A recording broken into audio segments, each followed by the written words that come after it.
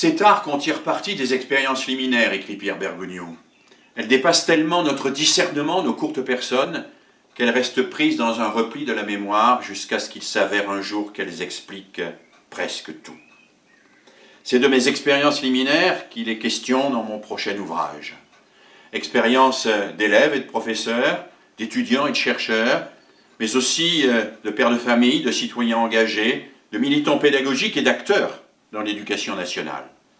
Expériences toujours riches, parfois douloureuses, expériences souvent collectives, parfois individuelles, et expériences que j'ai fait toute ma vie dialoguer avec ce que m'apportaient ces grandes figures de la pédagogie que j'ai eu la chance de côtoyer à travers leurs œuvres.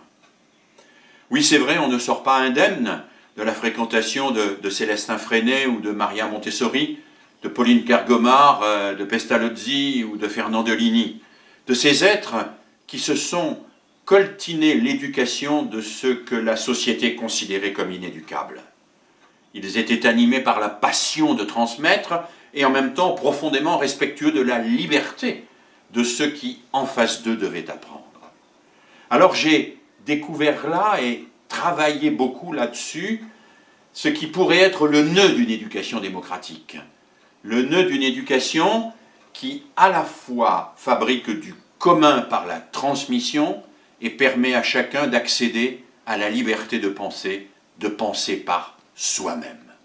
Alors j'en étais là dans mes réflexions quand, comme chacun d'entre nous, j'ai été frappé de plein fouet par la crise du coronavirus. J'ai observé comment notre monde découvrait à la fois sa fragilité et sa solidarité. J'ai observé aussi quels étaient les besoins qui émergeaient à travers les attitudes à la fois des professeurs, des parents, des élèves, et il m'a semblé que ceci réactivait au fond l'exigence démocratique que j'avais mise à jour.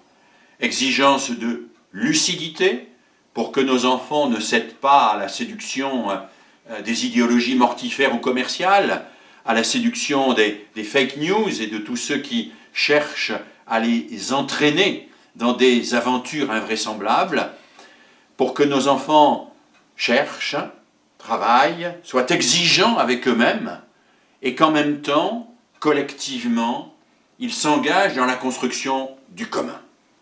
Une école qui permette à chacun de penser par soi-même et qui fabrique du collectif, une école qui promeuve la liberté de penser en même temps que la coopération, l'entraide, c'est cela probablement l'école dont nous avons besoin aujourd'hui.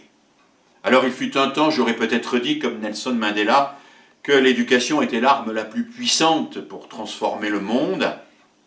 Je ne sais pas si l'on peut dire cela encore aujourd'hui. Il y a sans doute énormément d'autres choses à faire pour transformer le monde. Mais je crois, avec Théodore Adorno, plus modestement, mais délibérément, et avec beaucoup de conviction, que l'éducation et l'école peuvent encore quelque chose pour nos démocraties.